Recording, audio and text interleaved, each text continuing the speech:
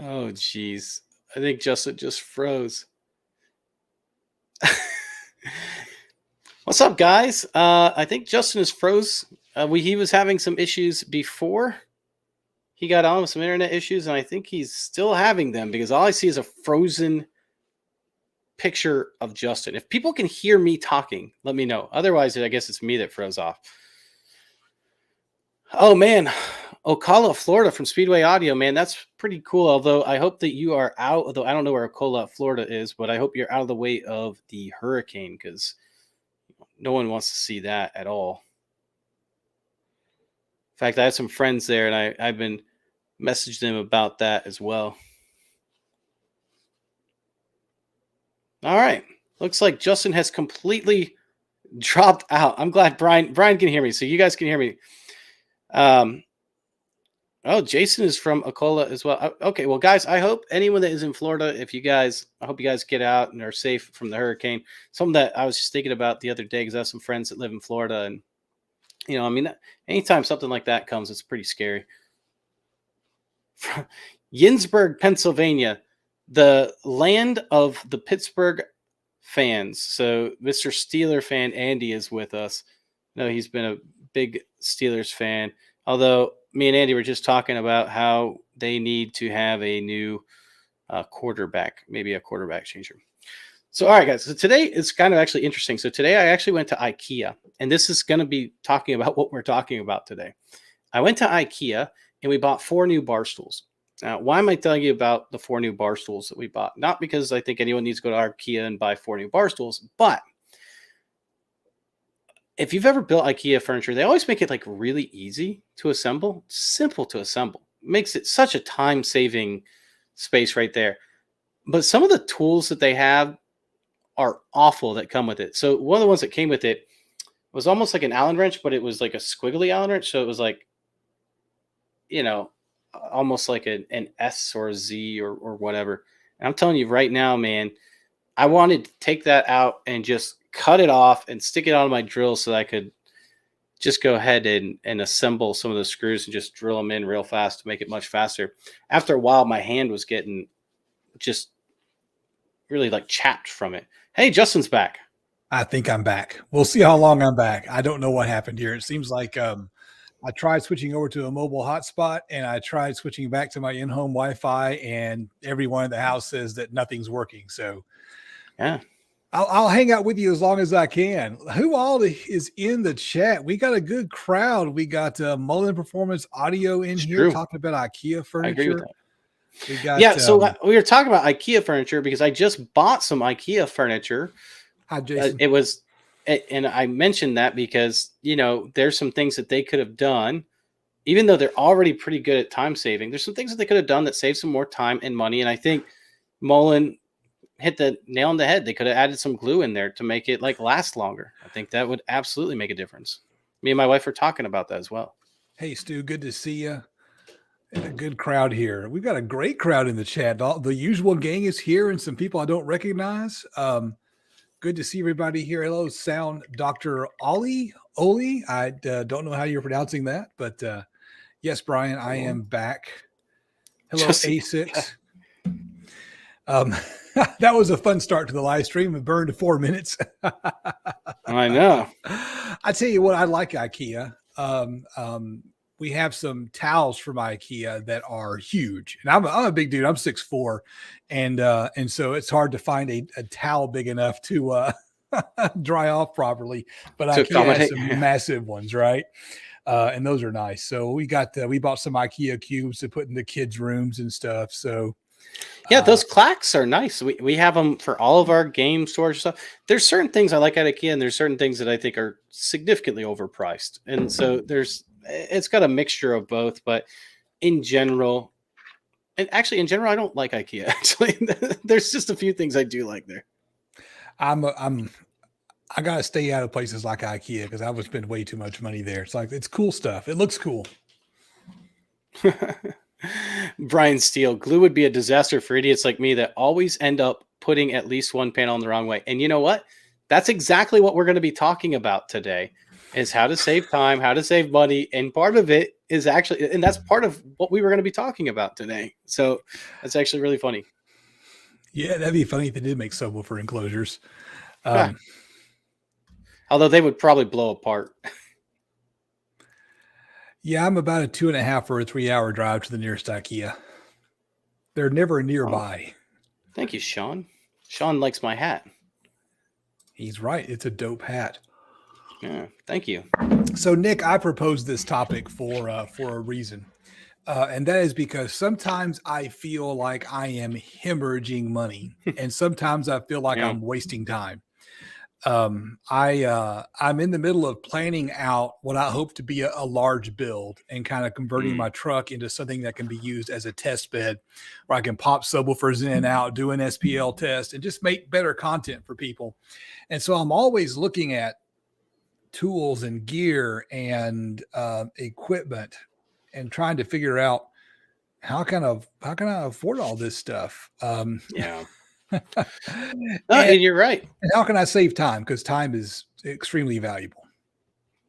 I agree with that. And before we get too far into it, I did want to say welcome Ryan Brown. He said he's new to the channel, but he loves the content. Keep all the hard work.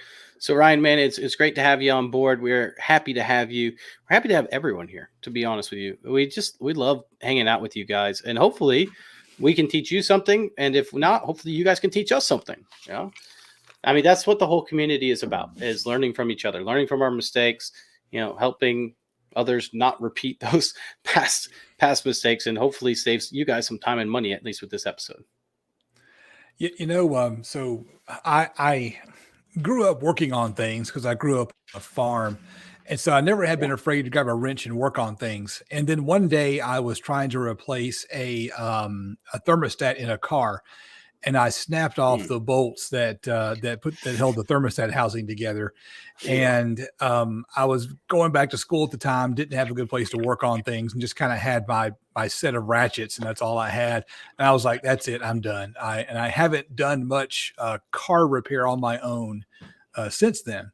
But that's changing. My wife, for example, had she lost a side view mirror on her car, and I just found one that was color matched on eBay, and a YouTube video, and 15 minutes later, I was golden. Yeah, I mean, yeah. So this is kind of off topic, but do we want to hit this? I think so. Do you have an opinion on up firing versus down firing boxes like under the seat of a truck? No, I don't care which position you want to put it. I like down firing a lot, especially in home theater, etc. Only, and the main reason is because it helps protect it a little bit better. That is true. In a vehicle, though, that may not be the case, because I can see a lot of things going underneath someone's seat and then pushing it, like trying to push it underneath the seat or something, hitting the surround, maybe breaking it. So, yeah, and you can get loading, and same with a house. You can actually, if it's up on joist versus a concrete floor, you can really shake that ground, which is nice. But I almost would think up firing to a certain degree in a vehicle might be better, just because I know my family would probably damage the down firing. Stu here, he is an installer and works at a shop and does some really good work. And so I would imagine he's probably had the opportunity to test both. And so I would go with his advice.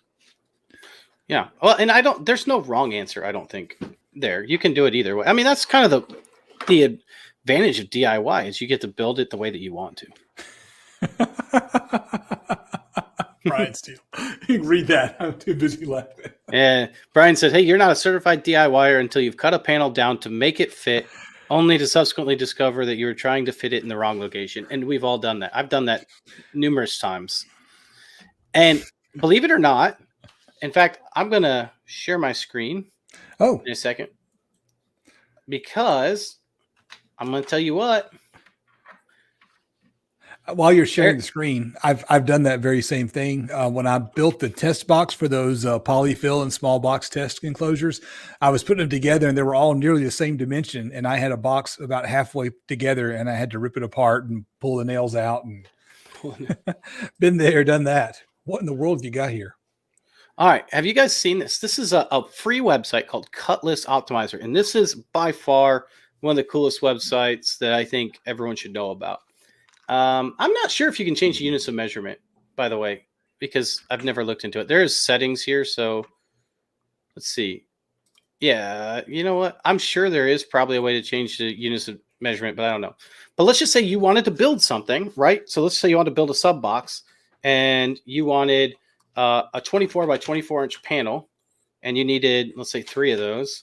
And you wanted that to, let's just call it front and rear baffle, right? So maybe you're doing a double front baffle and then a single other one baffle. And then you wanted, I don't know, a 21.5 by, we'll just say 24. And you wanted 2 of those. And then what's 0.7? What's 1.5 of 20? That's what, 22.5, right? So 22.5 by, I think 22.5, whatever. And you needed 2 of those. And then these are your sides. And then this is your top and bottom, right? So you can label these. I forgot to label top and bottom, but you could go back there and label it. And then you can put the material you have. So for example, we know that MDF is actually 49 by 97, right? So we have one sheet of that. Just labeled as sheet 1. And I don't know I'm putting up chat messages while you're working on that. And Stu has some information for you. You can change measurements as well as dimensions, 132nd, 164th, et cetera, et cetera. Yeah, so you can change your cut and your blade kerf thickness. So 0.125, for example, just throw it in there. Although it seems to only show you 2 decimals, so I'm not sure if it's actually doing 3. You know, I by default, when I like lay things out in SketchUp and stuff, I never do anything to more precise than 1/8 of an inch. Yeah. So we'll go ahead and hit calculate here. Yeah. And then when we calculate, it's going to find the cut list for us. And it's going to say, hey, look, you actually only need 1 sheet. And this is how you cut it out. And it shows you where to cut everything out so that you aren't wasting material. And it labels it for you. So sides. And the reason why I say this is because I've done what Brian has done. And now I keep a Sharpie out there when I'm doing this. I cut it out and then I write on it with the Sharpie of what is what. All right, this is a side, this is a side, this is a front baffle, this is a front baffle, this is a rear baffle. This is, whatever. I guess this would be top and bottom. And how long does it take you to, after you get your pieces cut, take your Sharpie and write, the initials FRB or whatever on them? How long does it take? Oh, seconds. Well, and that's what I do. I put like FB, RB. And part of it is because later I'm going to go to the CNC and I'm going to cut the front baffles out with a big circle, or use my router. I should say use my router, whatever router you want to use. And I can't tell you how much time I have spent moving a piece around, like just moving things around in the shop. This is in the way, so I got to move it over here so I'm going to have a work surface. And then going back to it going, wait a second. Here's this 24 by 24 piece. Which end is up, right? Or this 24 by 22.5 piece, because that's close enough where you can't eyeball it, right? There were 18 by 24, you could eyeball it. Which way's up, which way's down, and then which one is the front and which one's the back. I spent just as much time trying to figure out, wait, what is this piece for? Because I moved them around or whatever the case may be, as I spend going, where is the tool I had in my hand 5 minutes ago? Yeah, well, I agree. But anyway, I think that this particular program it's free. And I think for a lot of people, it will save you a lot of time and money on wasted materials. Brian still says that he's done all that and labeled them and still managed to grow them up for him. Says he's good with the theory, but is an idiot savant when it comes to building the boxes.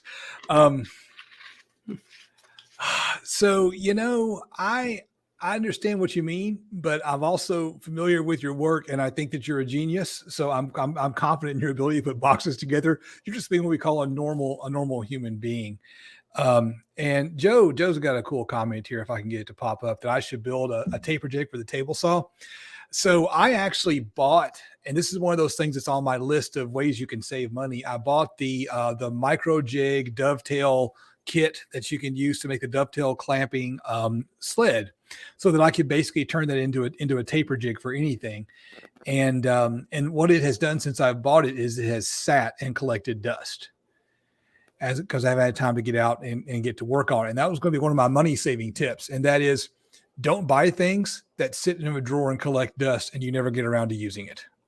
I bought one of those really nice Porter cable dovetail that you use with your router. Used it one time on one project, never used it again. It's sitting out, and now I don't use it because now the CNC can do dovetails if I really want it to. And Yeah. Cornnut says he uses that program to see how many sheets that he needs to buy. And Living Loud with Andy said something that I think is absolutely true too.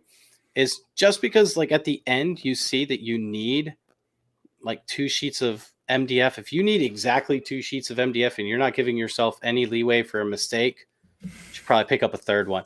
And that doesn't sound like a time and money saving tip because you're buying more. But I'm telling you right now, if you've done it enough, it depends on where you live and how far away your store is. But for me, it's 20 minutes down the road to go back to the store to get, that's an hour I've wasted plus time because I usually have them cut it down at least once in half. So, Right. that's an hour and a half that I've wasted, and gas and everything else. It's usually better just to have the extra sheet on hand, especially if you think you'll use it again.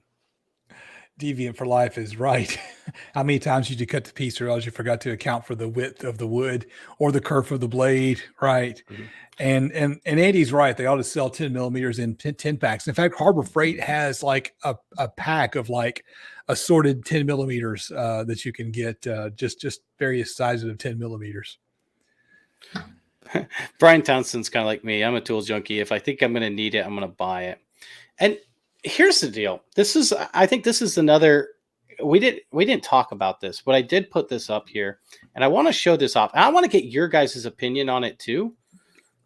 Because I haven't personally used this, but it is one that I'm thinking about buying. I've used this brand before.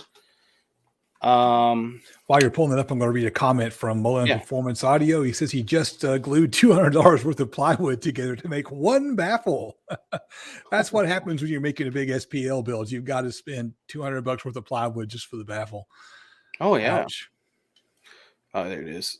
I couldn't remember where I put it in here. Don't you hate when that happens? Like well, when you're looking at while you're trying to fill it in. The whole laying a tool down and losing it thing. I kid you not, this weekend I was getting doing some reshoots for the video that's going to come out next week. And I was using Bluetooth on my cell phone to play some music, trying to get some shots of the subwoofer flexing. And I look up and I had no idea what I did with my cell phone. I lost my cell phone. Connected to Bluetooth, playing music, and I just hit the advance button on the stereo and it will pop over to the next track. So I was able to get the job done. And I eventually found it, and it was on top of my my stool. I've got one of those stools that Kicker sent me, those cool shop stools. And so I'm always, oh, hey, track saw. Yeah. So here's the deal. A lot of times we use a program like that, but then we don't have a great way to cut it down. And I know a lot of people say, hey, I don't have the room for a table saw, or I don't have the money for a good table saw. Table saws are expensive. So I saw this Wind track saw, and I actually would like it too, because cutting down big sheets of MDF is still dangerous on a table saw, or can be. So I was thinking this might be kind of neat. This one is $160. But it comes with 100 inches of track saw. Oh. And the track. You can do a whole sheet of MDF. So you can do a whole 8-foot sheet. Yeah, you can do the whole 8-foot sheet right in half. You can split it right in half or whatever size you need to. So when we were looking at that cut list, you could then transfer this to it. And this is the first tool that I looked at where I'm like, you know what, that could save me a lot of time and money, even though it costs me money. Does that make sense? Yes. And I think, honestly, at 165, I think that's a pretty, as far as tools go, inexpensive tool, because good luck finding a table saw that's not complete crap for 165. Well, because I use a lot of those straight edges, right? But the problem with those straight edges is typically they're no bigger than 60 inches. So then what are you going to do if you need to cut, lengthwise, and then they do sell some, but they're like $100. So you're Hmm. looking at it and you're like $100, and I am thinking about buying Men in Black 3 in 3D. Um, It's still in and my I know thing. that Stu is a big believer in the track saw. He tried to talk me into buying one. I still might buy one because I noticed that Ryobi has a track saw now, and I had the batteries for it already, so I can save the cost of the batteries. When you go into a tool line that and buy a few Yeah. batteries, you look up and I probably got 8 batteries laying around, which is probably not a good way to save money. You only need 2 or 3. But I might still get a track saw for the exact reason that you said, because all those programs expect you to rip it long ways. And I Yeah. can't handle a full sheet of plywood on my table saw long ways, even with a bunch of in-feed and out-feed rollers. Yeah. And so the This track saw is the solution. you do need you should get a couple clamps, and they do sell track clamps. They're still like $20 or whatever. And when now I don't know about this particular track saw, but I know when in general is usually, how do I put this, a ripoff of another brand. Let's put it that way. I think what we're So looking for is a knockoff. yeah, knockoff, exactly, knockoff. So I have a Wen, like dust, like dust air filter Yeah, up in, yeah. and it's the Jet. It is the same thing as the Jet, but significantly cheaper. So it uses the same filters and everything. So I'm guessing this is something like a Ryobi or something. So it's kind of neat. That picture says track saw sold separately, but not in this. This is actually the track saw and rail and adapter, which, I mean, I don't know, $160. I feel like if you're ripping a lot of, I have wasted sheets of plywood because I've ripped it wrong. And Right. yeah, and it's not because I ripped it wrong. It's because that straight edge or something will move on me, and then I'm Yeah. like, oh, I think that, so I've been using one of the Craig jigs. And I mentioned it right as Deviant mentions it. And I well, I like the have that Craig too. jig. It takes a little bit of time to learn how to use it well. And it is almost as good as a track saw, but the track saw can be used to cut angles. So if you need to cut all the way across that board at an angle, the track saw will do it. That's a I, good point. if you were concerned about the safety of a table saw or the space or the expense of a table saw, and you just went out and bought a really good track saw and, a couple of sawhorses, a spare piece of plywood and some foam, and you're off and running.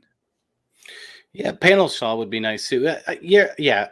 The disadvantage of that when is it is a corded one. Mm. That's How the much is the disadvantage. Ryobi? Let me look the Ryobi up real quick while It's you're around filling in the dead air. 330. Right. So it's twice the price. I could probably get it cheaper just to have the batteries.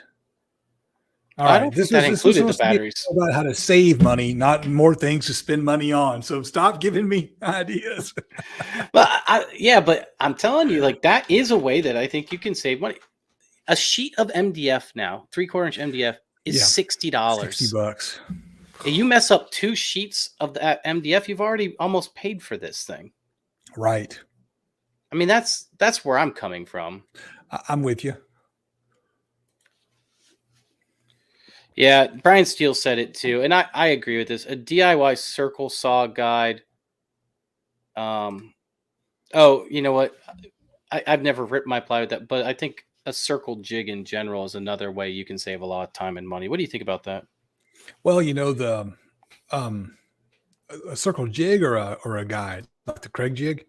So I don't know what a circle guide is. I'm talking about like a circle jig, like like that makes your circles for the speakers, like with Oh, that like connects to a the router. Jasper circle jig. Yeah. Yeah, yeah, Yeah.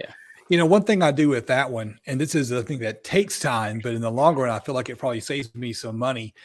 Every time I make a cut for a speaker cutout, anything at all, I'll make the cutout, save the piece, label it as a template for later use, and note the size, because not every subwoofer is the exact same size. And a lot of times you read the specs and you go, okay, it says it's 9 1/8 inch, and you cut the 9 1/8 inch hole and it doesn't fit. And so now you got to, a ruined baffle is what you've got.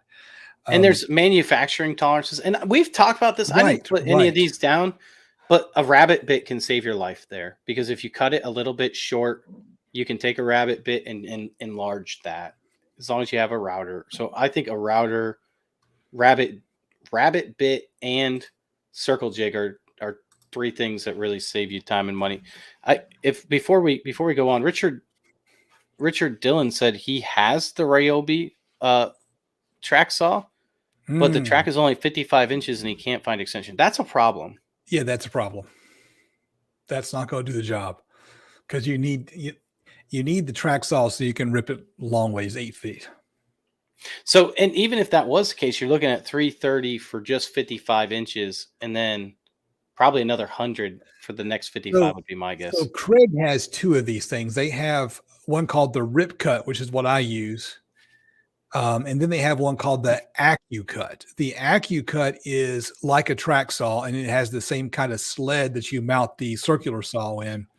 And so A6, do you have the Craig AccuCut? Is that what you have? And again, the thing about the AccuCut is, and the Rip Cut themselves, is they're both really cheap, and Craig jigs can be expensive, but they can also be really useful. But the AccuCut and the Rip Cut are really cheap for what they are and are powerful. And so even though we're spending money on tools, that's probably a good one to get. Absolutely. Yeah, I think any of those are good. Yeah, and I like what Stu says too. Less waste equals saved money. You know, I was going to mention this. I've never been to a casket factory. I have been to cabinet factory, but he's right. Have you done this before? I have done this. When I first started my channel, for the first year, everything I built was built out of scrap from a cabinet factory here in town. They ran an ad on, they just put it on Facebook or something, free wood for anyone who wants to show up and get it. And I grabbed a buddy and we loaded my pickup truck to the point where it was sagging and hauled it back. And we made him a couple of cabinets, just crude cabinets for his garage. And I made my first ever subwoofer that I built just for the channel was out of that material. 2 or 3 actually. So here's the thing about cabinet factories that a lot of people don't think about. They buy wood in certain lengths and sizes, whatever it is, but they usually buy it as a typical size. So like say they got a 5x5 sheet of birch ply or whatever that they're using. Well, if they're only using 30 some inches or whatever, and they can't use that extra 20 inches, that's waste to them. They don't use it. They don't utilize that. And so you can buy that from them or they can give it to you. I used to buy plexiglass, sheets of plexiglass for different projects that I was doing. And it would be like 3 feet long, but only 12 inches wide. But for me, that was perfect for anything I wanted to do, to put like little windows and speaker projects or things of that nature. Yeah. And that's a hell of a find. Oh yeah. And so they would have things like that. And then wood, I would get hardwood as well. Typically 1/4 inch thick stuff, but once again, 12 inch by 5 inch, but those are the cool ones because you can glue those together and get like really unique looks and dimensions and stuff. So, going to different woodworking places, cabinet places that have that is good. And I think you're absolutely right. You can save a lot of money. And some of it you can get for free. All right. That's definitely a good idea. Now, I haven't seen any free wood from a cabinet shop since the wood prices shot up after the recession. So it's been a couple of years, but eventually we'll have some more opportunities for some scrap material. Wow. Stu has a joke. I'm not going to read that. That's what she said. Wait. Oh, that's what he said. That's a problem if she said that. So we have a rowdy crowd today. That's okay. We're all just here having a good time. That's what it boils down to. We're just audio guys talking about audio. So one of the things that yeah, right, RGA. John K is exactly right. It's better to have 3/4 inch of hardwood than thicker softwood. That's right. Okay, let's get back to something else. One of the things I wanted to talk about was one of the issues that I think that DIYers have over that's a challenge versus a shop or professionals is just a matter of scale. For Yeah. example, if I wanted to buy um, a 25-foot spool of, or a 50-foot spool, or a 250-foot spool of wire, it'd take me a long time to get through. You know, if I were going to buy a giant spool of zero gauge wire for power runs, it'd take me a long time to get through it. And that's the cheapest way to buy it per foot. But, well, I only need about 20 feet at a time. So, what are some things like that where you could save some money, where you could scale up? What are some things you think is worth buying large amounts at once? Well, I think one of the things that is always worth looking into is joining part of a community like we have at Toys DIY Audio. There's a bunch of websites out there that you can be part of, uh, and doing even group buys together. You know, if you, especially if you want to buy some type of subwoofer or speaker that might be a significant price, but you can get a really good deal on a group buy. Those are always things that I think is worth looking into. Right. That's a good idea. I hadn't thought about that. Yeah, get buddies to split the wire, and that's exactly what I'm thinking too. And not everyone has buddies right around them that is interested in the same things, and that's okay. And that's where I think those online communities come in handy to be part of. And you know, I mean, just simply having buddies around, right? You know, if a local person near me, a local friend needs help with an audio project, I'm just going to help them out, right? They're like, oh, I'm short some RCAs. I got some RCAs laying around here somewhere. I'm sure I've got some collecting dust in a box, or collecting a box in dust or something like that. And so having friends, having buddies is always useful. My 1/aught OFC supply has helped combat inflation. Buy Yeah, it but you've before been copper selling that off. prices go up. Yeah. Do you think he means he's selling it off, or do you think he means he's scrapping it? Which one are you, Cornut? Are you selling it off at a profit as prices have gone up, or are you Scrapping it because prices have gone up. uh, um, so you know what? One of the things that we were mentioning. That Oh, and Cornut, thank you for the super chat. We appreciate the support. It does mean a lot to us. oh yeah. You know, we're not doing the live stream in order to beg for money, but when we see someone drop a super chat, it makes us think we're doing the right thing. So we'll keep charging forward. No, it does. Yeah, it does. It gives us a boost because it helps us feel like we have some type of value that's going back to the community, and you know that's what we're here for. And so to us, it's a great. And not everyone can do that, and we understand that, but we do appreciate that. So I feel like Blake is calling me out here, experimenting with the equipment you already own rather than buying new stuff.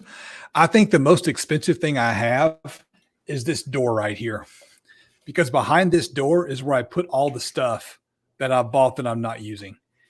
Yeah. And I mean, there's no reason for it to be in there. It needs to be out here. It needs to be used. It needs to go in a car.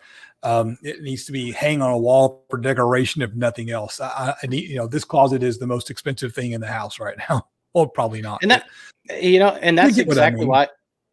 Oh, yeah. Have a good network of friends, such as the 14.4-volt Talk Discord helps pool resources and knowledge and help our respective projects. And you're absolutely right. And also hit that like button, peeps. And once again, thank you, Baba, for the super chat. You are amazing. Baba's always supporting us, and it's just so nice to have people like him in the community. Thank you very much.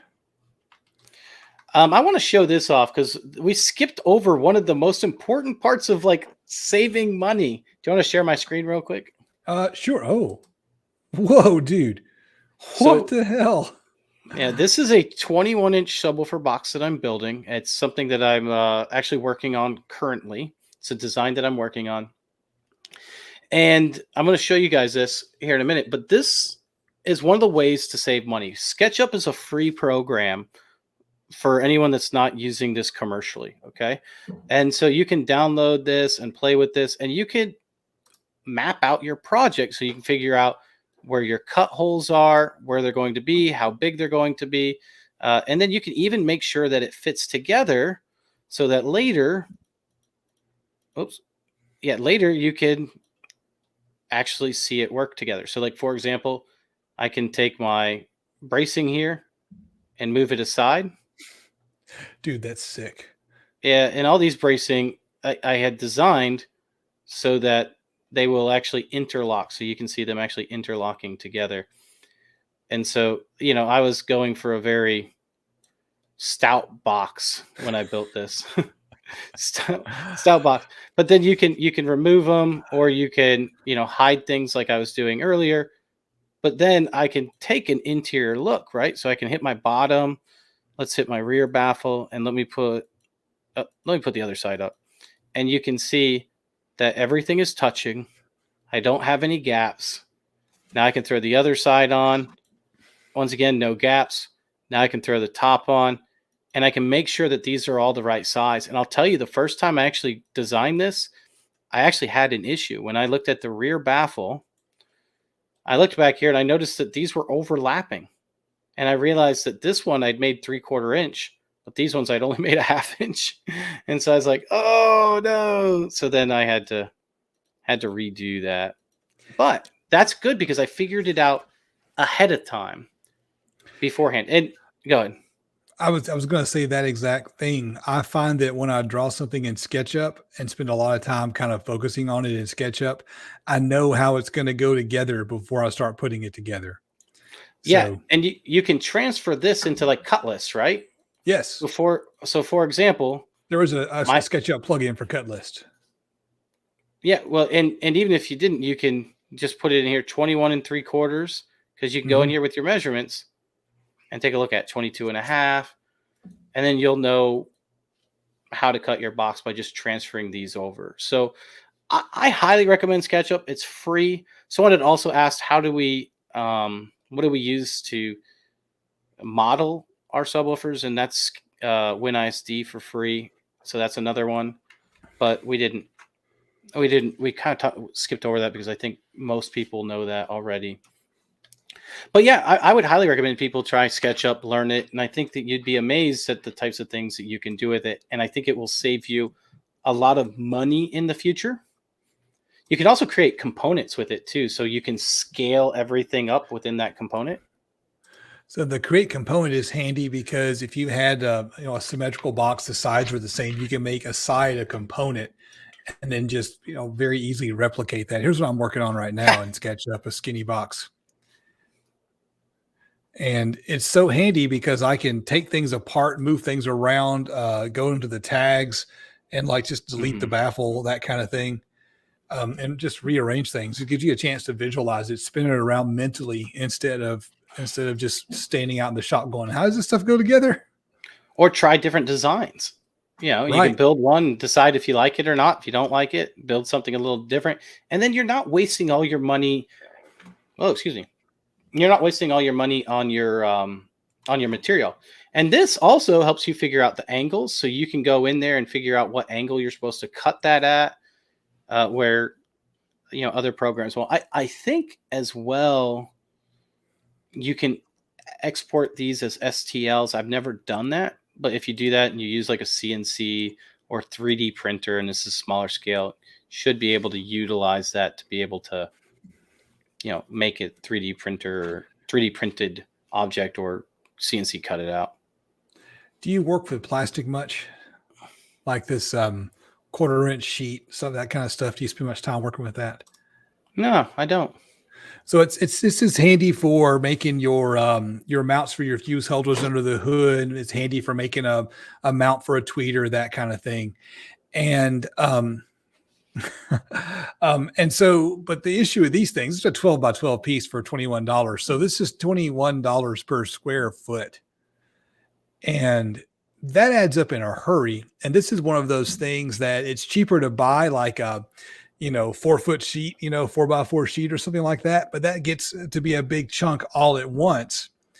Um, thank you for the super chat, Mickey. We appreciate that. So you end up spending a lot of money on this stuff, and so you might buy 4 feet of it to make a little mount or something. But then you have it if you need it later.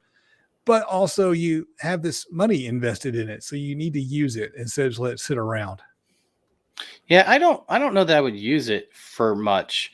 I do like what Mickey said though. The skinny box has thin privileged base at any size. guys. I like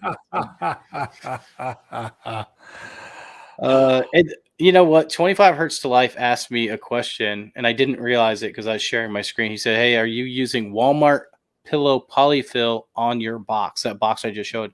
The answer is no, I'm not. What am I going to be Aren't you? using? Well, you'll have to watch the video. I'm not going to tell. But it is going to have stuffing in it, and I'm actually building 2 of those boxes, not just one. So it'll be 42 inches of base. That's crazy. 21 inches times 2. I don't Yeah. really know that that's really how it works, but How much did those subwoofers weigh? they're not that heavy actually. I think they use no, I don't think the Rosso does use a Neo magnet. Their SB Audience Rossos, they're only like $340 each, which Okay. for a 21-inch subwoofer, that's not badly priced at all. Yeah, not too bad, no. But still, 21-inch subwoofer, that's a pretty big deal. That's I've definitely not built anything that big, that's for sure. Let's shift gears a little bit and let's talk about saving time, because time is money. What are some Yeah, tricks we can sure. use to build things faster to save some time? Well, I mean, I think the biggest thing is preparation, which is why I talked so much about Cutlist and SketchUp. I think preparation is key to saving time. Writing those things on in the long run. There is a tool that I think really does save you a lot of time. That's cheap, What's that? and I know I'm not trying to like share all these tools, but I do think this is one that does. I have a couple of these. I'm going to be buying some more when I do these 21-inch subwoofers. So I'm going to tell you why I think so. And you can disagree if you think. I have no problem with that. Stu's got a tip: complete an operation before moving to another. Yeah, that's a great tip, actually. It's a really good tip. What is this? Oh, the band clamps. Yeah, these band clamps. I've strap talked about clamps. I've talked about these before, but these can go all the way around the outside of a box, assuming it's square, right? Or rectangle, or some normal size. If it's a circular one, you can use it, but you'll have to take these little, I don't know, whatever you call them, corner guides off, which those can come off. And this is one of those things where, does it have a some of these have an actual like ratchet that the loose clamp sits on that winds up the loose strap? This one uses like a screw in. Gotcha. Here, and which tightens it. I think I like this better than the ratchet straps. The ratchet straps are always kind of a pain for me to get tight. But Bessie has one that has a spool on it, so all that loose material stays in the spool. Yeah, Bessie has a good one too. I like the Bessie one as well. I showed this one because it's one of the cheaper, less expensive ones, I should say. But same concept. But you're right. Like this little like leftover stuff doesn't have to stay out in the Bessie one, which is the one thing I do like about the Bessie over it. Gotcha. But these are nice because literally, if you put all of your bracing in and everything at the same time, you can glue the whole thing together at once. So instead of gluing a panel, clamping it, waiting 30 minutes, gluing the next panel, clamping it, waiting 30 minutes, you can just glue the entire thing all at once. Yeah, and I usually wait at least an hour. But yeah, so to me, and sometimes depending on the build, sometimes I wait overnight until I come back and clamp the next part down. So that's 3-4. I mean, that can add up fast. I'm with Jason Stokes here. Instead of using clamps, just brad nail it and move on. So that's my preferred way. I like to clamp it together and then brad nail it. Just use kind of the clamps as extra hands and then move on, which is kind of an extra step. But sometimes you want to clamp it all together, right? Sometimes maybe you're doing something with a nice veneer on it, and you'd rather just clamp it instead. They've done tests on that, and I don't know where it is. I mean, on YouTube they've done tests on that, and the brad nail just doesn't hold the same strength typically as when you clamp it together. Now, if you clamp and brad nail, then that's a whole nother story. Okay. But if you're just using brad nails, you gotta think about how much pressure is being added. And you know what? Someone can fight me on that, and I've never tested it personally, so Stu here has brought up a point, and this is one of those things where you can trade time for money or money for time. If you're in a yeah. position where you can have multiple routers, just have some bits that you keep in some of those routers. When I built my router table, I really thought about adding a second lift to it and doing two of them, just keeping like a round over in one and a flush trim in the other, and I opted not to. And I have the extra router laying around, so I kind of regret that just a little bit. Hmm. And so I might rebuild that one day, and that's one way to save time and money, not rebuilding things. But one thing I think you can do though, if you have a bunch of roundovers you need to make, a roundover, decorative and stuff like that, do them all at once, and don't, what I typically do is, I'll use That's a 4 good or 5 point. different router bits, and I change back and forth between them constantly. So I'm always wasting time changing bits, but stick the roundover bit in, do every roundover you possibly can before you change the bit out. Yeah, and the other thing about that too is consistency. Right. Because the heights might be different. Yeah, because if you come back later, even if you're off by like a 32nd of an inch, you can see it. I can at least, and I don't like it. And I like what Speedway Audio said too. Hey, in guitar building, I'll clamp a fingerboard to a neck for at least 2 days. I think there's some truth to that, depending on what you're doing and how hard you want it to be. And there are times where I use brad nails, like in that 21-inch build. I might use brad nails as well to help put the clamp. Make sure that the what's the word I'm looking for? The bracing, Right. is tied in real well. But honestly, if I get it enough, just so it doesn't bow out while it's gluing out, so the glue doesn't spread out. So, I usually use Type Bond 2. I don't know why Type Bond 2. It's just what I've always used. I can't say for sure it's worth more than Type Bond 1, but reading the directions on the bottle, if you're, above 60 or 70 degrees, you only need to hold the piece together for 30 minutes in order to get holding power, and it needs longer to fully cure. So you can wait 30 minutes in between, steps, but still that takes a lot of time. So changing router bits takes time, spending time in between glue up takes time, paint takes time. Yeah. And you know what? I have something for paint that saves time and money. What's that? More time. I'm going to say time, not money, because it's not money. You know what? I'm just going to scratch that whole money part, forget that I said that, and then just replace that with time. And then I had never used this until I built, what was it? Oh, until I built the Audience 212s. That's when I used it. And this was the very first time I used this stuff. And I'm telling you, there's always this like fear that you're not going to buy enough of something. You ever get that? Like when you're buying like paint, you're always like, man, should I get the gallon or can I get the quart or, Yeah. Because you don't want to be running back to Home Depot. Yes. And then you end up with like a bunch of like half-gallon paints sitting around with different color. This is Exo-Hide, which is basically Duratex, but it's Parts Express brand. You can get Duratex. Exo-Hide is just cheaper. What I have, looking at the prices, what I have found is that if you have to buy the roller, Duratex is the cheaper option. But if you already have the roller, Exo-Hide's cheaper. You mean if you already have these? Right, because the Duratex, they throw a small roller in. Oh, okay, yeah. Oh, you mean the actual roller itself, not the foam? So if you don't have a roller, buy Duratex, and if you already have a roller, buy Exo-Hide. Well, either way, I mean you can. Roller. You don't, yeah, but you don't have to use these particular rollers if you don't want to. But that's what gives it the nice Exo-Hide look, if you like that textured look. But you don't have to do as much prep work when you paint. I'm not saying you don't have to do any prep work. The stuff dries incredibly fast, and you're done after 2 coats, basically. I mean, you can do more, but after 2 coats, you're done. 30 minutes to dry, is that right? Oh, I mean, I remember when I was building the Audience 212s, after I had finished painting at one time, it was like ready to paint a second one, but I didn't do it. I just like waited a little bit because that's like I could put some on right now. I'm like, no, I'm going to give it a little bit longer. And then I gave it like another half an hour just because I wanted to be safe. But yeah, I mean, yeah. it goes on so quick. It's so easy to use. And I The agree only with thing Brian here, who said the stuff is magic in a can.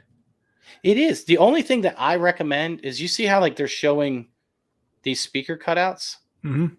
The only thing that I do differently is I spray paint the speaker cutouts. I don't want exo hide in there because it's not smooth, and I want to make Look sure I at get what a good Speedway. seal. Look what Speedway said. Speedway was saying, typing that as you were saying it.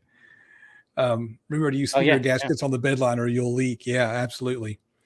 yeah, I agree. That's why I spray paint that area. So when I do the 21-inch subwoofer that I showed you, I'm actually not going to double front baffle it like I was originally intending to, and I'm going to just screw it right in the middle portion. And so what Yeah. I'll do, and this is maybe a time-saving tip for some of you, I'll drop it down in the hole like it's supposed to be there, and then I'm going to take a Sharpie or a pen or something and go, or probably a pencil, and I'm going to go around the outside edge of that and draw a circle around it. That way, when I paint it, I'll black spray paint that area and exo hide around it. Tape it off. Yeah, tape it off. Yep, tape it off and just be done with it, because otherwise you're going to have issues later with the exo hide. And it doesn't have to be perfect because usually the gasket sits back some, but Regular guy audio with the ultimate comment. Gaskets are like condoms. You pray don't leak. Don't cheap out on either. Yeah, that's for sure. But I love the Duratex / Exo hide. It's almost idiot proof. it really is. Yeah. It's fast drying. It almost always comes out looking fantastic. And getting paint to look good can mean a whole lot of coats and a whole lot of sanding. And what I find helps if I want to paint or stain a project is I need to have the ability to leave the project set up. And be able to say, before I'm on the way to work, run out with a can of spray paint and hit the next layer, right? And then when I get home from work, run to the garage and hit the next layer. And that's typically how I try to do it. But that presupposes that I've got a space where I can do that, and not everyone does. Yeah, that's a good point.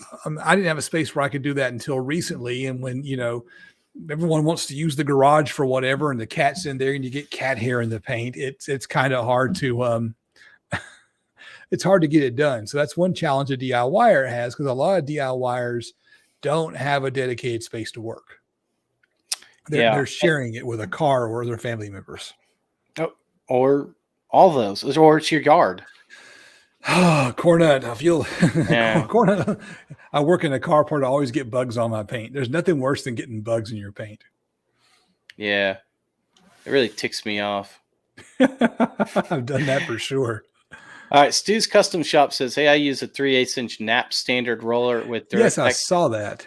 And I think that's the key. Is look, they have rollers at Parts Express. They have rollers. You don't have to use those. You can use really whatever you want. And so, you decide what you want to use. I mean, the stuff's already kind of thick to an extent that it's going to leave some type of texture no matter what. It's just what they recommend to get their look.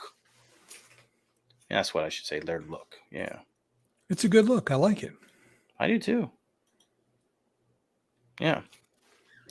I think that's the right way to do it, though. Especially if you don't like painting a lot, man, or if you're not great at the sanding part and you always have seams. I'm not going to say exo hide, and that's going to like hide them completely, but it's going to hide it a lot better than like regular paint. Yeah, it'll hide most of your little divots from your nail gun, that kind of thing. That's a great point. Like if you're doing a brad nailer, it really does make the finishing aspect of it much easier. Much easier. You don't need to do a lot of prep work. You just on and goes. If you're just looking to get the quickest finish on the box, there's nothing better than that. And again, it doesn't look bad. It comes out looking nice. What I like to do, nice look, if I'm going to use it, is I like to maybe mask off part of the box, exo hide most of it, and say maybe stain the baffle. Here's the problem with exo hide. I'm going to tell them right now. And by the way, I like that idea. I like that. So you're going to do like a hardwood front baffle and then exo hide on the back. I like that. Right. That's a cool plywood, idea. right? And just like stain the plywood front and then exo hide the rest.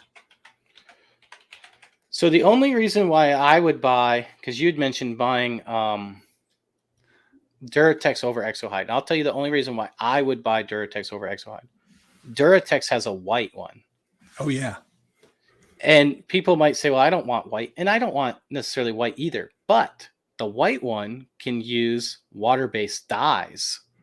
So you can dye it like whatever color you want. Blue, red, green, yellow, I don't know, purple. What other colors are there? Not black, because you could just buy black. That'd just be silly. You could buy gray, I guess.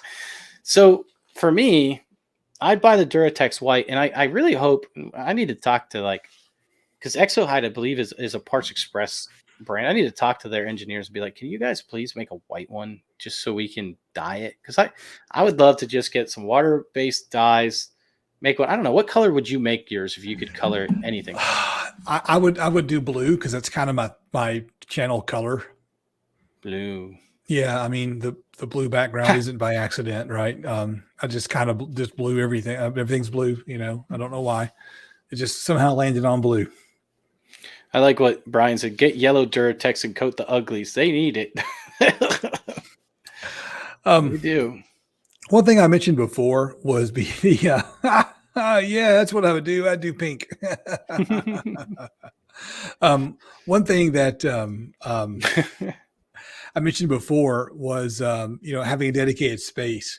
And so when you don't have a dedicated space, you can burn a lot of time in setup and tear down. When I first started this adventure, I was working on a patio, right? No, thank you, El Fuego. Yes, I'm the DIY Smurf. I might have to find a way to turn that into merch or something. I'm just not sure how. Okay, budget audio with Jay. Hey, gentlemen, one tip for me is I save money when I tell myself I don't need any more car audio. It doesn't really help. It does delay me a day or two. It gives him a little bit more compounding interest in his bank account. There you go. There you go. But the one of the biggest time savers you can have is actually having space to work. And when I first started this, I was working on a patio. All my tools were in like big tubs, big plastic tubs. And at the end of every day, I had to pack it all up, even if I wasn't done with the project.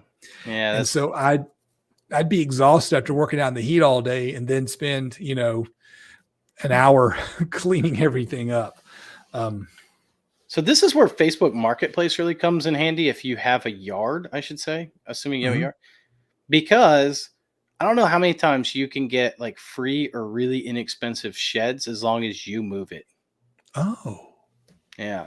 I see them all the time out here. They're like, oh, here's a shed. You can have it for $100, but you have to move it. And once we take the money, it's yours, so move at your own risk, because there's risk there, right? Like it might fall apart when you try to move it. My dad sold the same car 3 times like that. Yeah. Oh yeah. It was my older brother's first car, and he wrecked it, and it was just sitting on the farm property with the, it was a little front wheel drive car with the wheels pointing in at each other. And someone came by and said, "Well, I think I can get it running. What do you give me for it?" He's all like, $50 and you got to move it. And the guy paid him $50 and never came back for the car. And later on, someone shows up and was all like, "How much for it?" $50, but you got to move it. We eventually had to pay someone to haul it off and for about $150. We never got rid of it. That's hilarious. By the way, while we were talking about this, Stu's Custom Shop said that he was having issues with the white Duratex. He said he never mixed in. Duratex says you can mix in any type of water-based colorant in there. That's interesting though, that he never had issues, or that he's had issues. I'll admit I've never used the white stuff, so maybe there is something to it. That's good to know about this one, because Nick, I noticed in your videos sometimes that you're working on the kitchen table, and every time I see you working on the kitchen table, I think to myself, my wife would shoot me. Well, I built the kitchen table, so I get leeway with that. That's your trick. You have to build the kitchen table, then you can actually work on it. But I will never spray paint in the house. That's not something I would do. Yeah, paint can get messy in a hurry. Yeah. I told my wife, I said, look, if I get something on the table, I'll refinish it. I don't care. But There you go.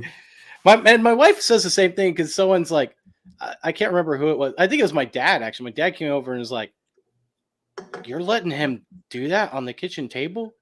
And my wife goes, well, he built it, so he can fix it. I said, yeah. She's like, I don't care. All right. Your wife must be a really good sport. That's all I can say. She must be a really good sport. Well, for that, yeah. If it's anywhere else, there's a different thing. I didn't build the granite countertops, so they're not on there. Well, my wife is very supportive as well. It's one of those things when I've got a 4-hour editing marathon session on a Sunday afternoon, she'll just let me, it's like he's got to get it done because it's just part of what I do. And I couldn't do the hobby without a supportive spouse. So she's great. Yeah. I like what Speedway Audio said. Tell the wife you're building her casket and she will leave you alone. And Deviant said that he built his kitchen table on fire. The chat is on fire tonight, y'all. Y'all have been great. This has probably been the best chat session we've ever had. That makes it worth it right here. That's what it's so fun. Yeah. Well, and I think that's really the truth. Like, a good community is awesome. And like, that's the thing that I love about doing these live shows is, like I said, I've never used the white Duratex. So to have someone like Stu's Custom that does it all the time and says, hey, look, I've had issues with cracking with the white. That's good to know, especially because Duratex isn't cheap. I've always considered it because I've considered, dyeing it, but that's, you know what, though, I'm going to argue. I think Duratex actually is cheap. It looks expensive on the surface, but when you when you compare a quality carpet, like the good carpet from Parts Express, the Duralock stuff is $20 a yard. And I don't know. I feel like every time I buy a can of spray adhesive, it's like, how the hell is this so expensive? I mean, so you can spend double that amount carpeting a box or even just paint and stain, because can stain's cheap. Then you got to have a pre-stain conditioner and multiple coats and the finish on top of it. And here's the other thing that we actually forgot about with Duratex. And that's what I was bringing up the first time when I said, you never know how much you need. If you're not sure and you're just doing one box, get the quart. You do not need a gallon. You do not need much of that stuff. It covers very thick, very fast. So what happened, my first box that got shipped to me, the exo hide opened up in the box and it was sprayed out all over everything. I was like, oh. So I called Parts Express. I didn't even open it. I just sent pictures of it because it was like everywhere, And they're like, oh, no, that's not good. We'll send you a new one. I didn't know if it was good or bad. I asked them what to do. And they're like, no, we'll just send you a new one. And so they sent me another gallon. So eventually I opened that one up. And really only a little had sprayed out. But it felt, but because of what it looked like, it looked like death, the Black Death era.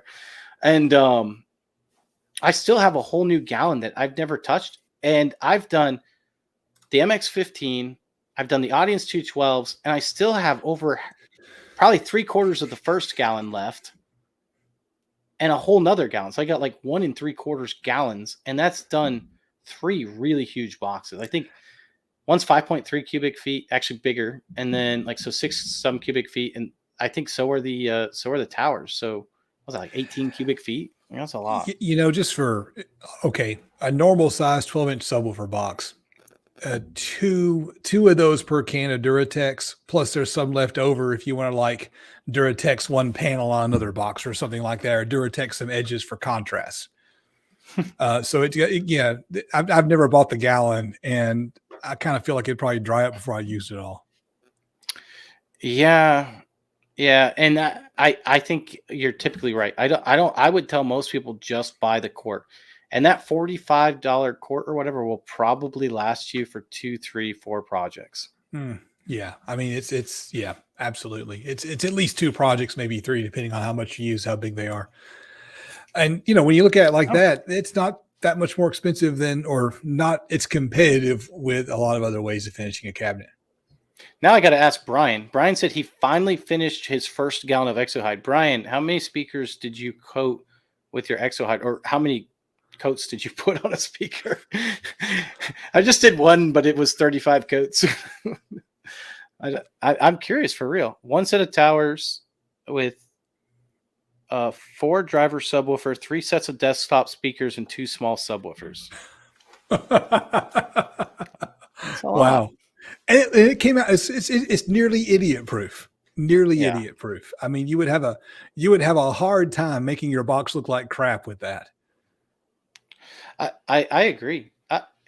And I'm not saying there's no prep work, because you still should sand it and everything, but it's so much easier than making it right for paint. And see, this is the reason why you title your live stream something besides "Let's spend an hour and a half talking about how cool Duratex is." Duratex, yeah. I mean, it's good stuff. It is. And looking at the clock, it's we're an hour and 5 minutes in, Nick. So do you have what's that? Brian said the subwoofer is the giant one that Toy designed. I think he's talking about the ISO 100, because he said a 4 driver subwoofer, so that's got to be the ISO 100. Oh, okay, yeah, that's a cool subwoofer. What do I have coming up? Let me show you. What do you have coming up? I forgot. I brought him downstairs. I got up for nothing. SMSL sent me some really cool DAC and headphone amplifiers, and they're budget ones. I've always been very impressed with SMSL's quality. They usually use like Infineon chips. They're high quality, and they implement them correctly, unlike some other people. Like there's starting to be some really inexpensive like Chinese ones that are using Infineon chips, but I don't personally know if they're implementing them correctly or not.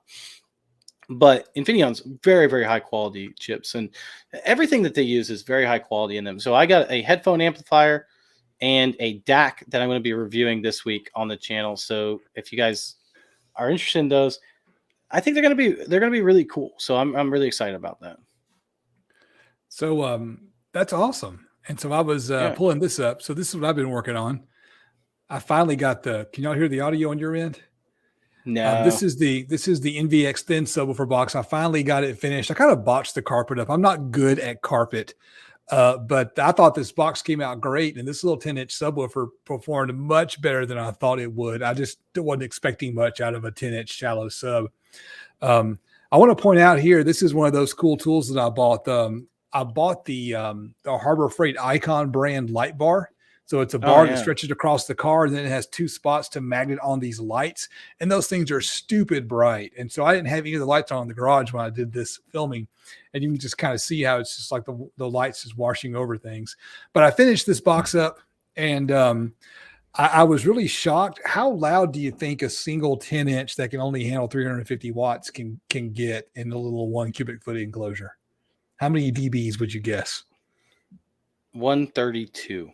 132. That's really generous. I wouldn't get nowhere near that. No. But I just named something that I knew it couldn't do. Okay. Sorry. So if you want to know, my patrons know, because they have, they've already seen the video, of course. And everyone else will see it hopefully next week, if nothing else goes wrong. So we got some guesses. Cornut got it. Yeah, 123.1 is what he got. So. What? You're actually telling everyone? Wow. Yeah, well, Cornut guessed it, so I figured I'd let him. I'd let him have the win. Isn't he one of your patrons though too? Not that I know of, because sometimes patrons go by different names in the chat they do on Patreon. So I don't think Cornut is a patron. That would actually be really $10 super chat earlier. So he's not a patron though. Okay, that's okay. I thought he was. That's why I thought it was funny. I was like, oh, so he's just like, all right. I just thought that would be hilarious. It got a 123.1, and that voice coil was you could see it was stinky. Ryan Steele said at what frequency? That was 1 hertz. I think it was probably about 50 hertz. It is kind of a peaky box, but it is tuned low. I ended up being tuned to around 32 hertz. Is that the same box that we saw in SketchUp? Yes, same box. I thought so. Yeah, that looks nice. That's the same one. Yeah, this is actually the first subwoofer box I've ever made that my wife said she liked. She said, "Ooh, it's sleek and thin." I'm all like, "Okay." So, Your wife hasn't said that to you in a few years, huh? You know what? I haven't been thin in a long time, my friend. I don't Me know. neither. I know I lost a bunch of weight and gained it all back. So you know how it goes. I need to get back on the Oh, diet plan. Too much Maker's Mark. Maker's Mark adds on the pounds. yeah. When I had COVID, I lost like all of it, and people were commenting. They're like, "Man, you look so much thinner." I'm like, "Yeah," and then I gained it all back. Yeah. One thing here, I wish I would have made the outer baffle a little bit bigger so that I could have more of the blue peeking through. But I like that look where there's just a little bit of blue just kind of sticking out there. So I'm happy with the box. I don't know what I'm going to do with it, but I'll do something with it. I like it. I like that blue sticking out. I think that's really nice looking, actually. Yeah, and that was just blue spray paint. So I mean, nice and cheap. So Really, it looks almost like a metallic blue. I don't know what it is. It was some can of spray paint that my wife had grabbed at Hobby Lobby because she needed to grab some real quick, and it Oh, was cool. just it was in the pile of spray paint, and I just grabbed it and said, "That's blue. That'll work." So that's how much thought went into the color. It's blue, and I like blue. So there you go. Actually, it might be my favorite spray paint color that I've seen of yours so far. That's an Deviant ugly does not sub, like though. the sub itself, so that's It is fine. kind of a weird like cone. The cone is weird. It It's a sticks. It's an big Audi. it's a big dust cap sitting on top of a cone is what it is. It looks like, you know how people are always like, do I have an innie or not? It looks like an Audi, like for a belly button. That's weird.